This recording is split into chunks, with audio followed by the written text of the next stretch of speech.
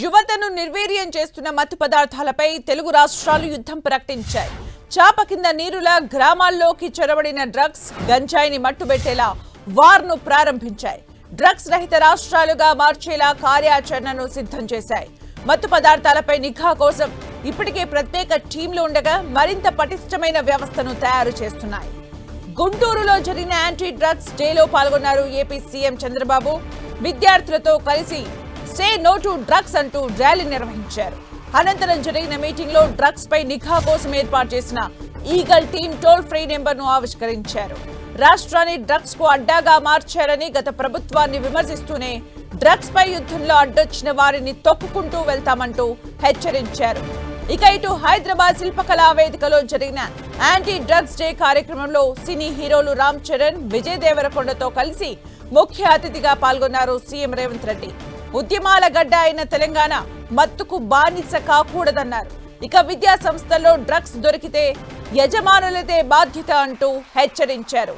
Eagle టీంతో అడవుల్లో గంజాయి పండించినా పట్టుకుంటామంటూ ప్రకటించారు.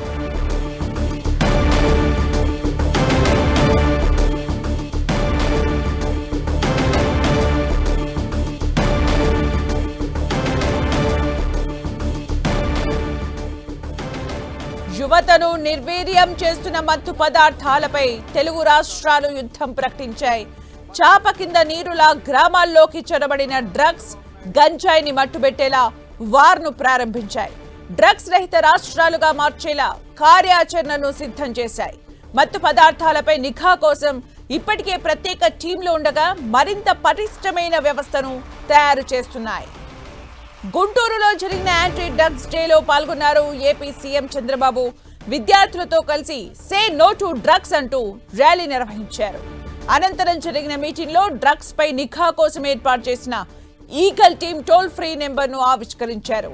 రాష్ట్రాన్ని డ్రగ్స్ కు అడ్డాగా మార్చారని గత ప్రభుత్వాన్ని విమర్శిస్తూనే డ్రగ్స్ పై యుద్ధంలో అడ్డొచ్చిన వారిని తొక్కుకుంటూ వెళ్తామంటూ హెచ్చరించారు. ఇక ఇటు హైదరాబాద్ శిల్పకళా వేదికలో జరిగిన యాంటీ డ్రగ్స్ డే కార్యక్రమంలో సినీ హీరోలు రామ్ చరణ్, విజయ్ దేవరకొండతో కలిసి ముఖ్య అతిథిగా పాల్గొన్నారు సీఎం రేవంత్ రెడ్డి. ఉద్యమాల గడ్డ అయిన తెలంగాణ మత్తుకు బానిస కాకూడదన్నారు.